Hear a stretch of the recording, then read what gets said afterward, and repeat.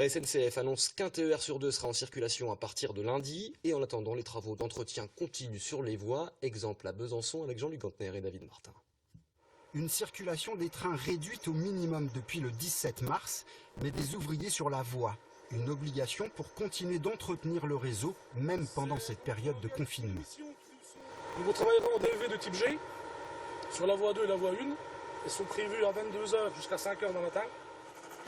Des travaux traditionnellement réalisés en pleine nuit, dont seule la nature des briefings a légèrement changé ces dernières semaines pour rappeler aux agents les nouvelles règles de sécurité.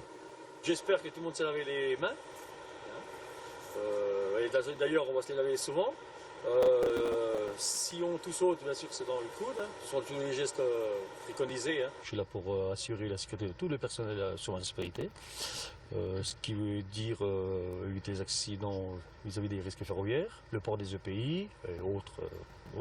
Et j'ai une seconde mission qui est récente puisque je suis agent vigie du Covid-19. Donc je suis là pour faire respecter les mesures préconisées par la SNCF. On est quand même amené à travailler beaucoup en équipe, nous. Et donc il faut qu'on travaille individuellement en équipe. Donc, ce qui pour moi apparaît plus que difficile des fois. C'est difficile. Faut qu'on apprenne à faire avec. Une sécurité du personnel accrue pour permettre à ces travaux programmés de longue date d'avoir lieu sur le secteur de Besançon.